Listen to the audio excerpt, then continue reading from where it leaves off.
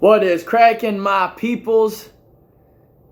It's your boy K-Mac back here with the Blitzburg Coverage Podcast, episode number 20.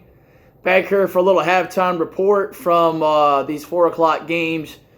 As we are going to dive in and recap today's victory over the Cincinnati Bengals.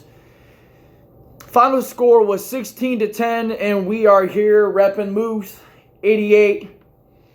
Wow, it was nice to finally see him today get involved for the first time really all season, pending that Raiders game way back there in week 3. Wow, we have a lot to dive in today.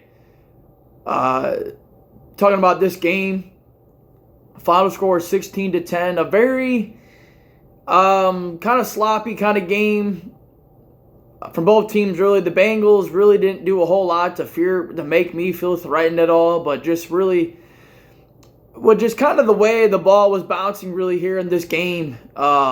They stayed in it really more than they should have been. We were down for most of this game, but we were able to kick some field goals. We got one touchdown with Najee there later in the game. I want to say it was like third quarter. And, man, I don't find it to be a coincidence that the first game after we get rid of you-know-who, we all know who, the elephant in the room, we actually have our first 400-yard plus game since 2020 against the Denver Broncos way early in that season, like week 2. But ever since then, we had been on one of the longest streaks of not having a 400-yard game. 400-yard game. And a lot of positives to take away from this game. Bads and goods, pros and cons. I thought right off the bat, play action, right up the seams with Freiermuth was awesome. It was like refreshing. It was like, where has this been? What, like Freiermuth had 100+ yards. We're utilizing him a lot in the passing game, using the middle of the field with it was so refreshing. But I'm going to reiterate my message I said way earlier in this game, way earlier in this season, after that week 1 game, which was, I'm not going to get too high on things. I'm not going to get too low. Just going to remain steady in the middle. But let's get to that first drive. That first drive, we go right down the field. Deontay Johnson ran a good route. Pickett hit him right in his hands.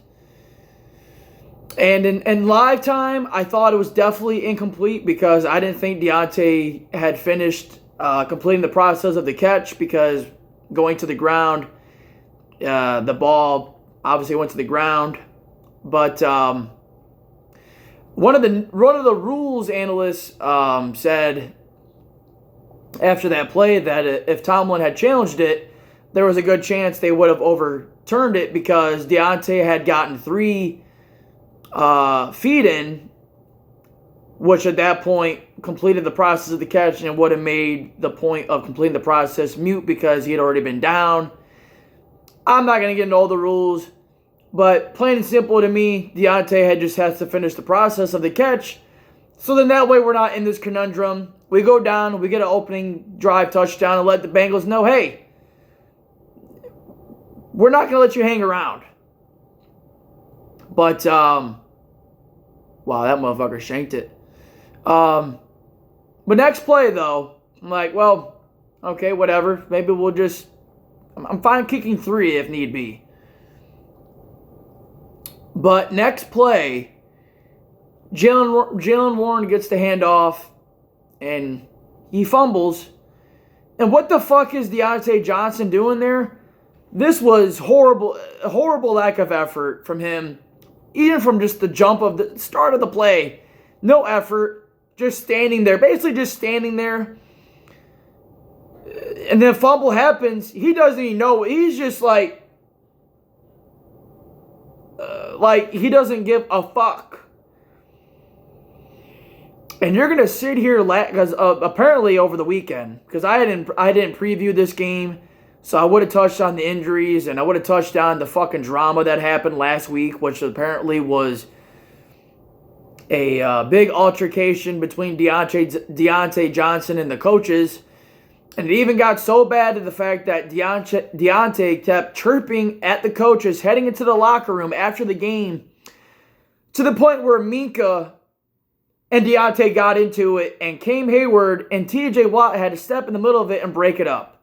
Now, if you're going to come at the coaches with all this energy, and I understood, with the frustrations and all that, but if the plays are there, you have to make them, and not only that, you quit on that fumble play. You could have gotten it back. You could have at least went after the defensive back. You gave up. And you're the highest paid player in offense? How about you lead by example instead of running your fucking mouth? Yeah, Pickett has missed you sometimes this season. There's no one denying that. But when the ball hits you in the fucking hands, how about you do your job? What about your job? Just bringing it in. I get it, today was a nasty, rainy kind of day, but same thing with the Jags game. There was a play there to be made. You didn't make it. Against Cleveland, I know there was a drop. This is why everybody calls you Dropson. And I'm one of his biggest fans, but I will not run away from criticism when it is warranted. But the fact that you gave up on that play, Tomlin needs to fucking talk to you, my dude. But anyways, so that was just a bad play of things to come, and that narrative really just kept going and going throughout the game. We had over 400 yards of offense. We were going down the field. We were getting down the field, but just kept settling for threes. Some tip balls there.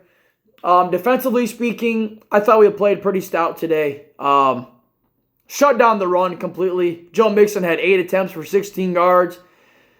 And that's what you need to do. When you're playing a backup quarterback, make the run game irrelevant. Make him beat you. And quite frankly, the Bengals offense didn't really do anything outside of a couple of lucky-ass plays. A tipped ball fucking early in the game. It goes in the air. Jamar Chase is right there because he continues to run his route. The ball goes right into his hands. He runs 30 yards down the field. Bengals get a touchdown. I'm like, what the fuck? Is it going to be one of those days? I mean, we get into the red zone. We turn over the ball. We should have had a turnover. They catch it, go 30 yards. They get a touchdown. I'm like, man, don't tell me today is going to be one of those days. And then way later in the game, for example,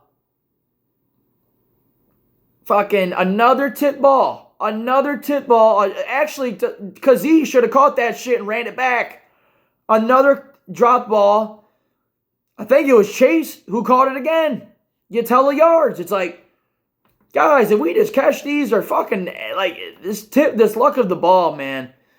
But, I mean, outside of that, the Bengals didn't really get any big plays. I mean, Jamar Chase had one good catch on JPJ and should have got a fucking taunting. I mean, he thought he was so fucking big.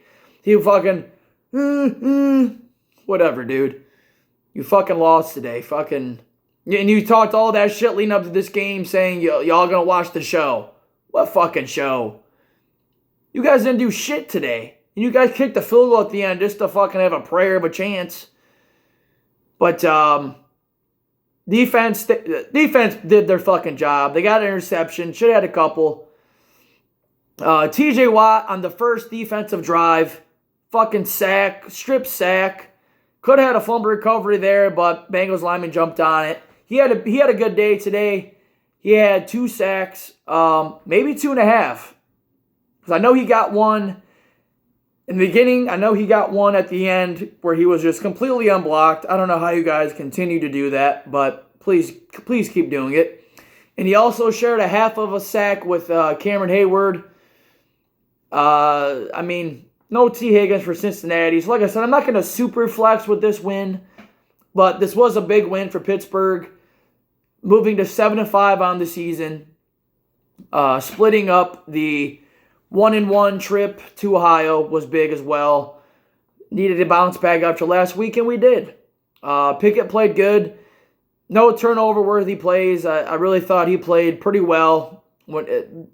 Pressures, I got a couple pressures, but I think the only kryptonite really to Pickett is when teams blitz, he kind of panics and he kind of he kind of runs into sacks sometimes. But,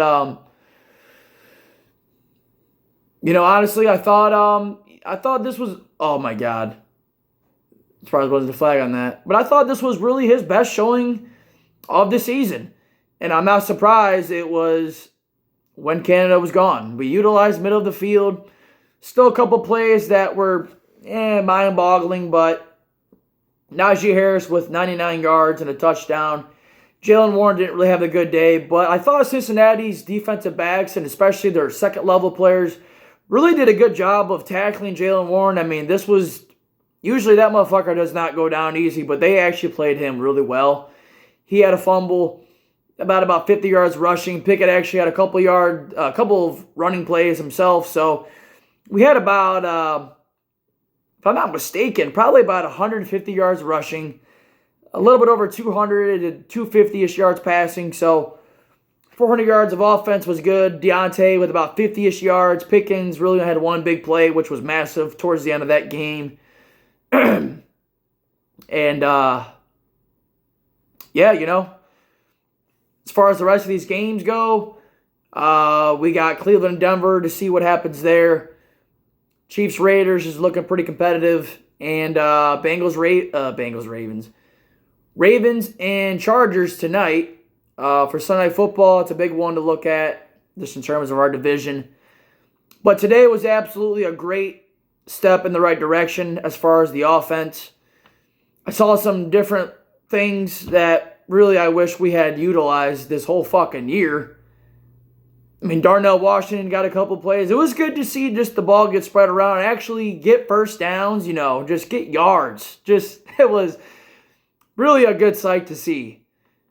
But, I didn't do a podcast leading up to this game, which I wanted to do, but honestly, your boy was too turnt yesterday after that Michigan win. As this was a beat Ohio weekend for me personally, knowing that I am a Michigan fan and a fucking Steeler fan. I mean, obviously. And it was a great weekend. I hope everybody had a great holiday. Thanksgiving, Black Friday. My Black Friday wasn't that good because your boy got food poisoning from a family feast. Was kind of curious if someone was trying to sabotage me for the game Saturday, but that's a story for another day. But overall speaking, I thought Tomlin, should have challenged that Deontay touchdown. Probably would have been a different kind of game, but I'm not going to bitch. I'm not looking to bitch. Just pointing out the cons. Cons today were couldn't finish in the red zone. Just wanted to finish a couple of drives. Let's not let these times. Don't let these teams hang around. It would have been nice to score 20 plus. People will look at the scoreboard and say, well, whatever. If you watch the game, you would see this offense looks different.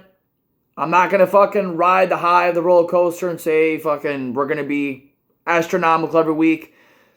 But if we can just get performances like this out of this offense where we have about 100 yards rushing, maybe a touchdown, Pickett 200-ish yards passing, a touchdown or two, maybe a pick at worst, I feel like we can win almost every game as long as we have a defense playing like this.